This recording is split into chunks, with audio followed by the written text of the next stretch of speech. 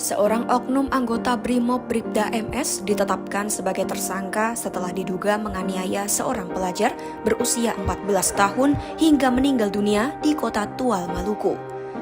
Penetapan tersangka dilakukan Polres Tual usai gelar perkara yang menemukan bukti cukup keterlibatan pelaku dalam aksi kekerasan tersebut. Peristiwa penganiayaan ini terjadi pada Kamis 19 Februari 2026 siang di depan RSUD Karel Satsui Tubun, Langgur, Maluku Tenggara. Saat itu, dua siswa laki-laki Madrasah Sanawiyah AT dan kakaknya NKT melintas menggunakan sepeda motor. Menurut keterangan ayah korban Rijik Tawakal, keduanya meminta izin pergi ke pusat kota karena sedang libur sekolah bertepatan awal Ramadan.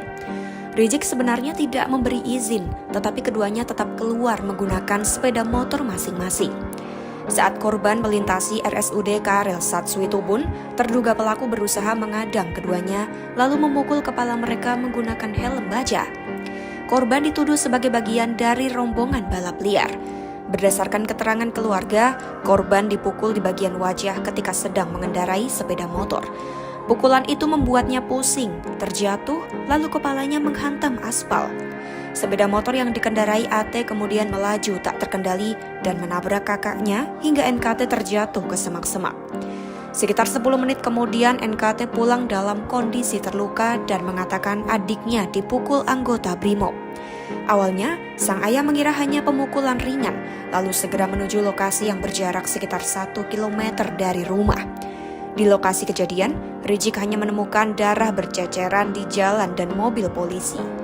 Ia kemudian mendapat kabar anaknya sudah dibawa ke rumah sakit. Di RSUD Karel Satsui Tubun, AT ditemukan tidak sadarkan diri dengan wajah penuh darah. Rijik bersama NKT sempat menuju asrama Brimob untuk mencari pelaku yang membuat anaknya terluka parah. Meski tidak ada yang mengaku, NKT mengenali wajah pelaku dan menunjuk Bribda MS. Namun anggota Brimob tersebut menyangkal tuduhan itu. Rijik lalu menyuruh anak tertuanya kembali ke lokasi kejadian. Di sana NKT menemukan bagian helm baja yang diduga digunakan untuk memukul adiknya. 6 jam setelah kejadian, sekitar pukul 13.00 waktu Indonesia Timur, AT meninggal dunia akibat luka yang dialaminya. Sementara NKT mengalami patah tulang tangan kanan dan masih menjalani perawatan intensif. Kasus ini kini ditangani kepolisian dengan 2 jalur sekaligus, yakni proses pidana dan sidang kode etik internal terhadap anggota Brimob Batalion C pelopor tersebut. Kabid Humas Polda Maluku Kombes Pol Rositah Umasugi pada Sabtu 21 Februari 2026 menyatakan proses hukum kini ditangani lebih lanjut oleh kepolisian daerah. Bribda MS menjalani pemeriksaan kode etik dan profesi di Subditwaprov Bidang Propam Polda Maluku. Menurut Rosita, langkah tersebut merupakan bentuk komitmen Polri dalam menindak anggota yang melanggar disiplin dan etika. Kata dia, pemeriksaan dilakukan secara intensif dan sidang etik diupayakan segera digelar pada Senin 23 Februari 2026.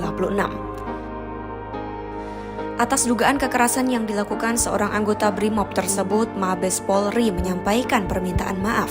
Kepala Divisi Humas Polri Irjen Pol Joni Edisor Isir pada Sabtu 21 Februari 2026 menyampaikan bela sungkawa atas wafatnya korban dan empati kepada keluarga yang ditinggalkan.